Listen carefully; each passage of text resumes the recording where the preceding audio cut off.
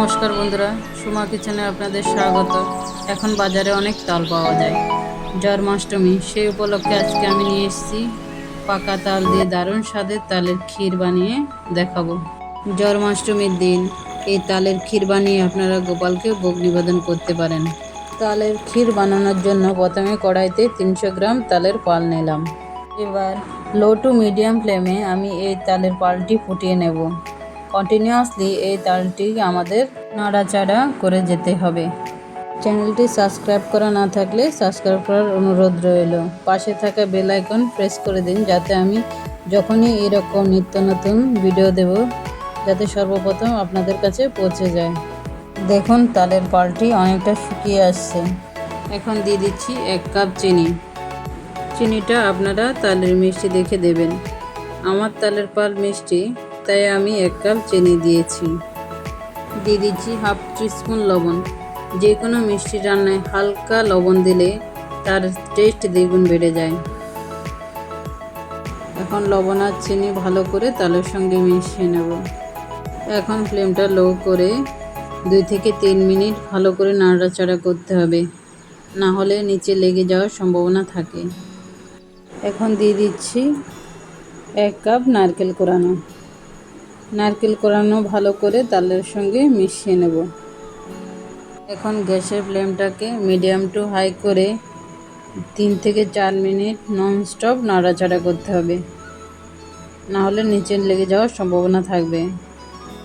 3 থেকে 4 মিনিট ভালো করে নাড়াচাড়া করার পর যখনই দেখবেন মিশ্রণটি গাঢ় হয়ে এসছে, তখন দিয়ে দেবেন 400 গ্রাম গরম দুধ। দুধ দিয়ে ভালো করে মিশ্রণটির সঙ্গে মিশিয়ে নেব।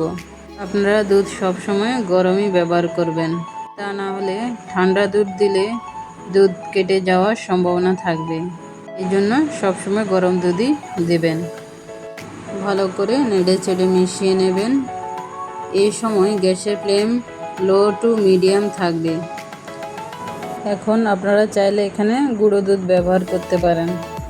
আমি এখানে গুঁড়ো দুধ ব্যবহার করব না, কারণ আমি এখানে বাজারে প্যাকেট দুধ 600 গ্রামকে কমিয়ে 400 গ্রাম করেছিলাম।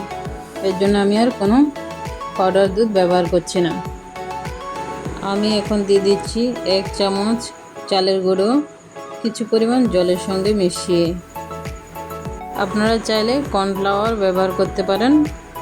এখানে চালের গুঁড়ো বা কর্নফ্লাওয়ার ব্যবহার করার একটাই কারণ, ক্ষীরের ঘনত্ব বাড়ানো।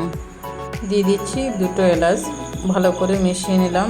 এখন চালের গুঁড়ো দেওয়ার সঙ্গে সঙ্গে ক্ষীরের ঘনত্বটা বেড়ে গেছে। তখন কিন্তু আমাদের ননস্টপ নাড়তে হবে, না হলে নিচে লেগে যাবে। আপনারা এখানে চালের গুঁড়োটা আবার বেশি পরিমাণে দেবেন না, হাফ চামচ বা 1 চামচ দিলেই হবে। যখনই দেখবেন তালের ক্ষীর ঘন হয়ে আসছে, তখনই বুঝবেন তালের ক্ষীর পারফেক্ট রেডি হয়ে গেছে। আপনারা চাইলে আরও ঘন করতে পারেন। আমি এই ঘনত্বটাই নামাবো। চালের গুঁড়ো ব্যবহারের জন্যে তালের ক্ষীর ঠান্ডা হলে আরও ঘন হয়ে আসবে। এবার আমি হিটটা বন্ধ করে দিলাম। আশা করি আমার রেসিপিটি আপনাদের ভালো লেগেছে।